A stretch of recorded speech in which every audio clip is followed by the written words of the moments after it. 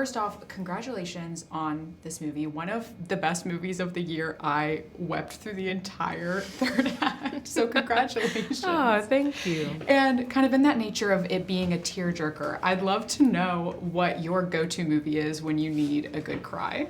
Oh, that's a really good question.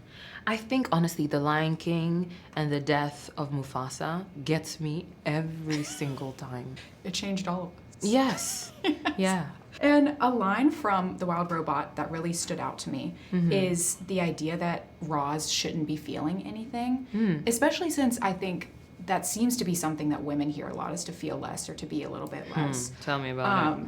I would love to know if you have any advice for almost feeling, not necessarily feeling in general, but feeling more confident or feeling more powerful, because you're always so graceful and powerful. And I would love to know if you have any advice kind of in that vein of harnessing that emotion. Well, whew, how much time do we have? I would say that I think when we make feelings the enemy, they take over us. Yeah. And there's nobody with a pulse who doesn't feel things. So it's just high time we stop criminalizing feelings and allow them to be what they are. And when you call a feeling, it leaves you sooner than you've called it the feeling. Like, you know, feelings are passing. And also they inform our motivation. I mean, we're always making emotional decisions. So it's just a folly that some people feel less. They just express it less. And that's probably why we have the world in the ugly place it seems to be. Yes. And this movie has such an incredible cast. So many amazing names, from Pedro Pascal to Catherine O'Hara. And I know that working on voiceover is different than filming something in person with another actor.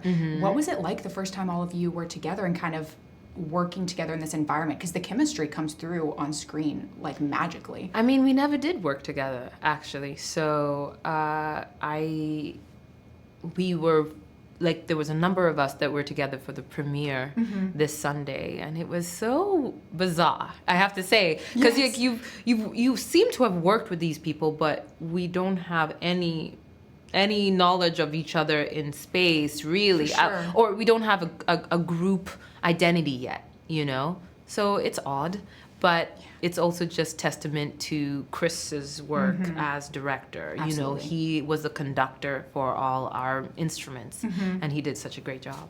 Absolutely. And final question, you have done so many genres and so many fun movies recently, and I know you've mentioned you'd love to do a rom-com, which is something we would all love to see you in. I have to ask if there's like a dream rom-com like plot or idea or even actor that you would love to do something like that with. Ooh. I mean, I think I just want to be in a smart rom-com. You know, the kind of rom-com that you can watch just a scene of and feel satisfied. Yes. So, like, I love Bridesmaids, for example. Oh, that is such a good movie. And I watch scenes from it whenever I can, and it always is worth it. So, yeah, I would say that. I love that. Awesome. Well, congratulations again, and thank you so much for chatting with me. Thank you.